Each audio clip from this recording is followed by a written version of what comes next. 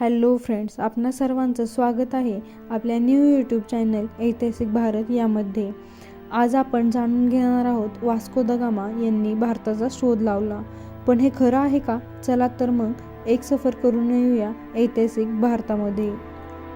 Vasco the gamma हे नाव ऐकलं की आपल्याला आठवतं शाळेत शिकवलेला इतिहास, ज्यात सांगितलं होतं की वास्को द गामा यांनी भारताचा शोध लावला आणि आपण हे उत्तर पाठ केलं होतं, बरोबर. पण भारताचा शोध वास्को द गामा कसा लावू शकतो? भारत थोडी ना कुठे हरवला होता. भारत तिथेच होता, फक्त वास्को द गामा भारतात आला होता. त्याने भारताचा नाही तर युरोपातून भारतात येणाऱ्या सागरी व्यापारी मार्गाचा शोध लावला होता. पण त्याला काय गरज पडली होती हे सगळं करायची? कोण होता नेमका हा वास्को द गामा? काय हेतू होता त्याचा भारतात येण्याचा? चला तर जाणून घेऊया अशा प्रश्नांची उत्तरे. वास्को द गामा हा एक पोर्तुगीज नाविक होता. 15व्या शतकात पोर्तुगाल ही युरोपातील सर्वात मोठी सागरी शक्ती होती. युरोपामध्ये सागरी व्यापार मार्ग शोधून सागरी व्यापार वाढवण्याची जणू स्पर्धाच लागली होती. यामध्ये पोर्तुगीज आणि स्पॅनिश लोकांमध्ये जोरात स्पर्धा चालू होती. दोघांनाही एकच गोष्ट हवी होती, भारताला जोडणारा व्यापारी मार्ग. कारण भारताकडून येणाऱ्या मसाल्याच्या पदार्थांची युरोपात खूप मोठी चलती होती. पण या मसाल्याच्या व्यापारावर मक्तेदारी होती ती अरबी लोकांची, आणि अरबी लोक युरोपियन लोकांना अजिबात थांबपत्ताही लागून देत नव्हते की ते हे मसाले कुठून आणतायत. काहीही करून पोर्तुगीज किंवा स्पॅनिश यांच्यापैकी एकाला भारतात येणाऱ्या व्यापारी मार्गाचा शोध लावायचाच होता. पण भारत हा एक असा देश होता ज्यांच्या एका बाजूला उत्तुंग हिमालय तर बाकी तीनही बाजूंना समुद्र. त्यामुळे भारतात येणं एवढं काही सोपं नव्हतं. युरोपातून भारतात येण्यासाठी 3 मार्ग होते. पहिला, रशिया पार करून चीन मार्गे बर्फाला पोहोचून मग भारतात येणे. पण हा मार्ग खूप लांब आणि जोखमीचा होता. दुसरा मार्ग होता अरब आणि इराण मार्ग. पण अरब लोकांची या मसाला व्यापारात मक्तेदारी होती, त्यामुळे ते कोण्या युरोपियाला या मार्गे भारतात जाऊ देणं शक्यच नव्हतं. आता उरला फक्त तिसरा मार्ग, सागरी मार्ग. इकडे अडचण फक्त सागरी लाटांचीच होती.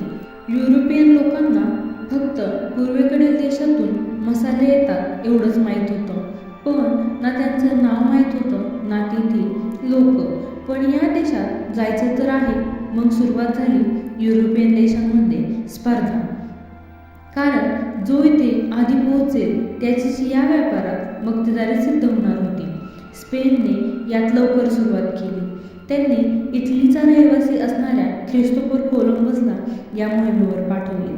तो निघाला पूर्वेकडे होता, पण अटलांटिक ओलांडून तो पूर्वेकडे जाण्याऐवजी पश्चिमेकडे गेला आणि एका किनाऱ्याला लागला.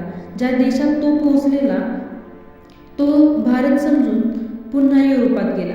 पण नंतर कळालं की तो भारत नसून अमेरिका होता, जो अटलांटिकेच्या पश्चिमेला होता. स्पेन अपयशी झाल्यानंतर आता वेळ होती पोर्तुगालची. जसे मी आधीच सांगितलं, पोर्तुगाल ही 15व्या शतकातील युरोपातील सर्वात मोठी सागरी शक्ती होती. पोर्तुगाल सगळ्यात मोठी सागरी शक्ती बनण्यामागे सर्वात मोठा वाटा होता तो प्रिन्स हेन्रीचा. त्याने पोर्तुगालमध्ये नेव्हिगेशन स्कूल स्थापन केले होते. या नेव्हिगेशन स्कूलमध्ये त्या काळचे प्रतिभावंत खगोलशास्त्री, खलाशी, चित्रकार, भौगोलिक अभ्यासक यांचा समावेश होता.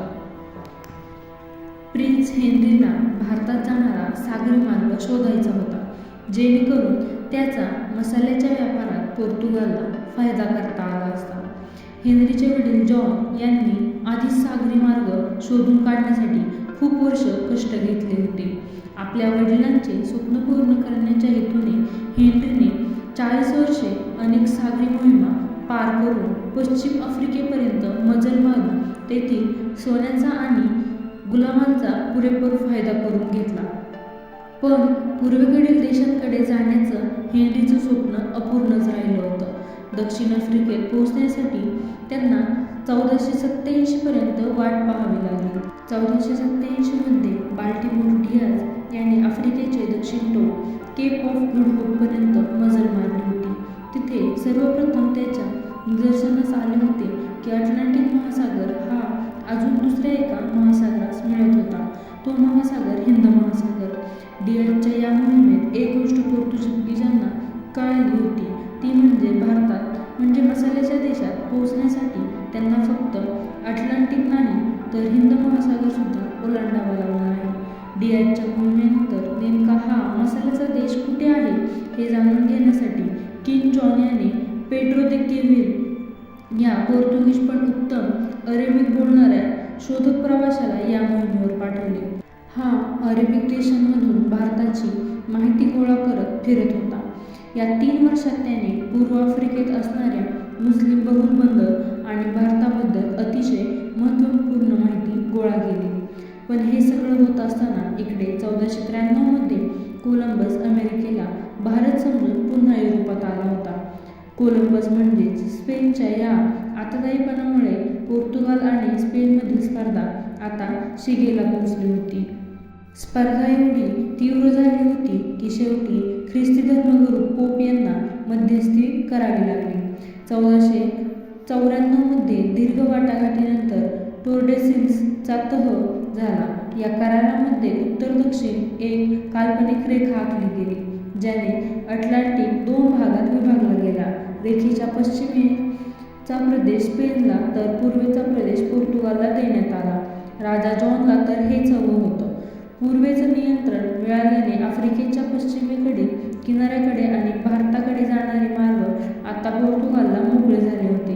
1497 मध्ये पोर्तुगालचा नवीन राजा मॅन्युएल याने वास्को द गामाला भारताकडे जाणारे सागरी मार्ग शोधण्याच्या मोहिमेत कप्तान केला.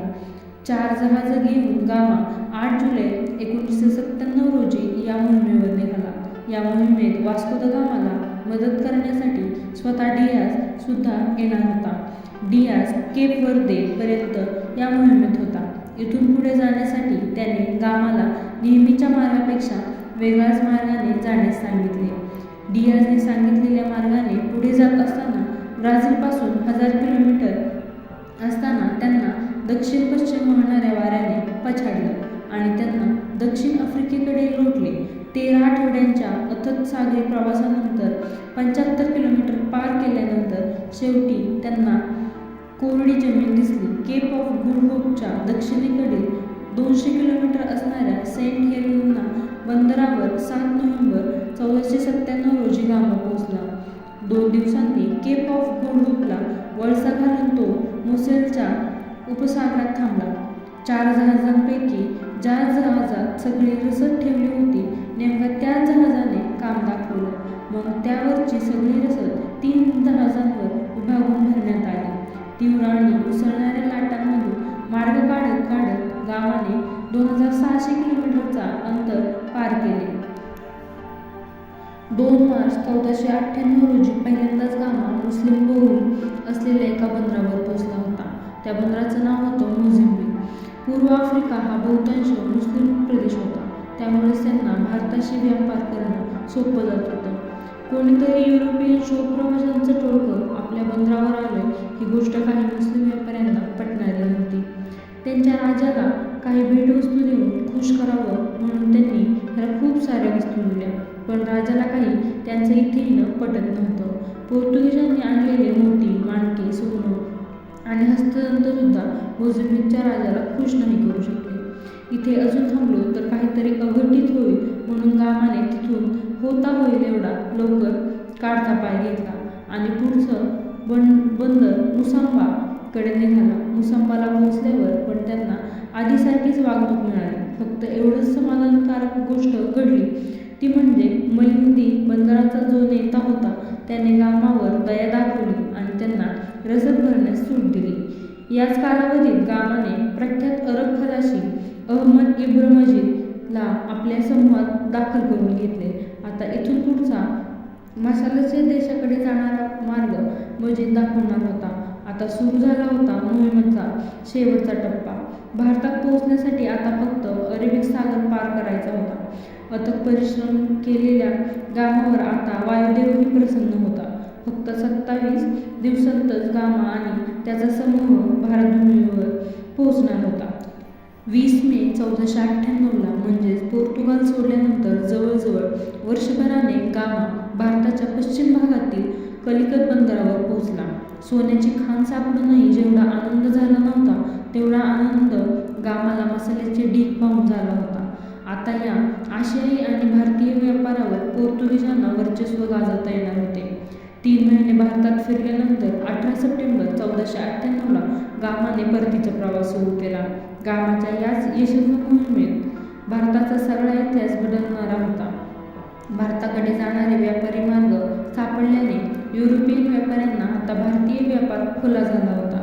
सुरुवातीला व्यापारासाठी आलेले युरोपियन नंतर भारताचे कसे शासक बनले हे आपण जाणतोच आहोत. 170 लोकांच्या समूहाने सुरू झालेल्या भारत शोधाच्या मोहिमेत गामा भारतात पोहोचला तेव्हा फक्त 54 लोक राहिले होते. 2 वर्षातील म्हणजे 1497 ते 1499 यामधील कालावधीत गामाने 300 दिवस समुद्रात काढले होते. त्याने एकूण 24,000 मैलाचा प्रवास केला होता. या मोहिमेत त्याला अनेक संकटांना सामोरं जावं लागलं. स्क्युरीसारख्या जीवघेण्या आजारात त्याचा खूप साथीदारांचा जीव गेला होता. त्यात गामाचा भाऊ पाउलो सुद्धा समावेश होता. गामाचे विचार काही असो पण त्याच्या अथक परिश्रम, कष्ट आणि जिद्दीला माझं कायमचं लाभ. अशाच प्रकारच्या भारतभूमीतील ऐतिहासिक घडामोडी जाणून घेण्यासाठी आपल्या चॅनल ऐतिहासिक भारतला सबस्क्राईब, फॉलो आणि शेअर नक्की करा.